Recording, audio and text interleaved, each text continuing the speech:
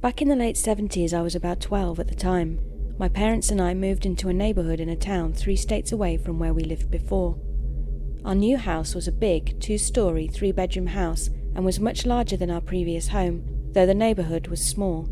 The backyards were huge too, so there was plenty of room to play. A few days after moving in, our new neighbours, the Robinsons, as well as their daughter Tonya, stopped by to say hello and welcomed us to the neighbourhood. They also informed my parents about a situation that had been occurring throughout the town. Tonya and I were sent upstairs, as this was adult talk and not to be heard by children. We secretly sat at the top of the stairs though, listening, as we all did as children. What they told my parents was that there had been multiple children that had gone missing over the past few years, and law officials were totally baffled by the situation. They advised my parents to keep a close eye on their son, me, just like they do their daughter. Now, let me tell you about Tonya. Tonya was a unique child.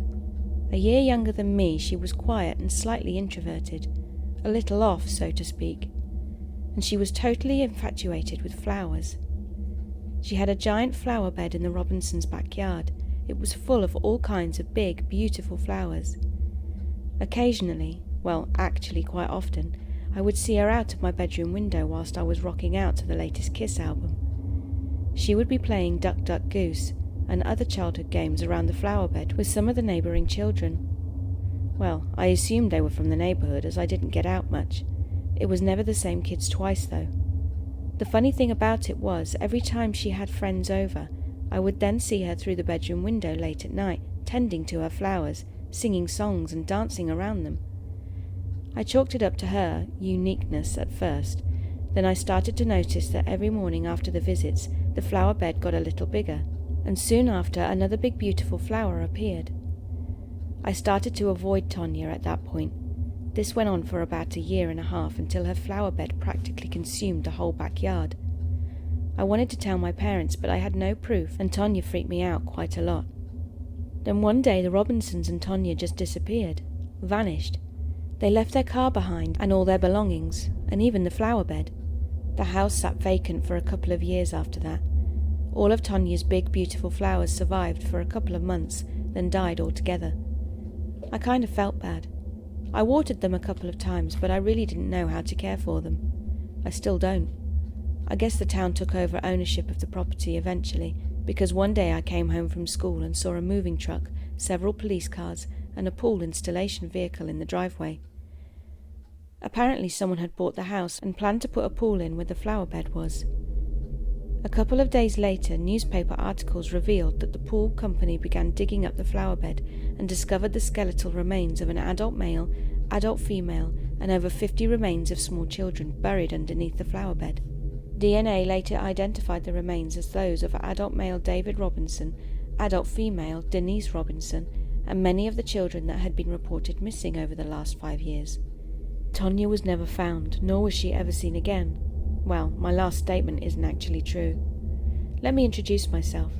Hello, my name is Donovan Mitchell. I'm a long-time customer here at Barnaby's. I've been shopping here for many years, and let me tell you, Barnaby's is a very old store. I love it here. The prices are good, and you get a nostalgic feeling just walking through the door. Not to brag or anything, but I just celebrated my 22nd anniversary with my wife, Gillian, a couple of days ago, but that's not important. Anyway, I overheard a couple of the workers talking about strange and unusual things that have happened here, and that the owner is looking for stories about such things. I don't know if this fits into that category. Hell, I don't even know if I'm going to give it to him. What do you think? I woke up a couple of days ago and found my honeydew list sitting on the counter in the kitchen. It's my day off and my wife had to be at work at 8, so I had to run the errands. For those of you that don't know what a honeydew list is, it's a list usually given to the man by his wife, his girlfriend, or significant other, whatever the case may be, of certain things that need to be completed that day. I got my list, drank my coffee, drank more coffee, then decided to get started.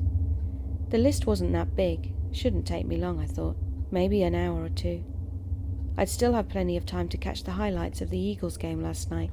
I changed the light bulb on the porch, mailed Aunt Betty's birthday present, and unclogged the drain in the bathroom. For as much hair as I pulled out of that drain, my wife should be bald by now. I completed my list except for one thing: pick up a few things from the grocery store. I thought, what better place to go than Barnaby's? So I hopped in the car and headed over there with my list in my hand. I started to gather the items: eggs, bread, milk, among other things. I couldn't get the lunch meat because the deli was closed due to an incident that happened yesterday, but that's a different story. Being that my anniversary was the next day, I decided to pick up a vase of roses while I was shopping. Instead of going to the florist and paying some astronomical price, I figured I'd go over there real quick, get what I needed, pay for my stuff and be home in plenty of time to watch the highlights of the Eagles game. So I went to the floral section, found some roses, and was standing there deciding which one to choose.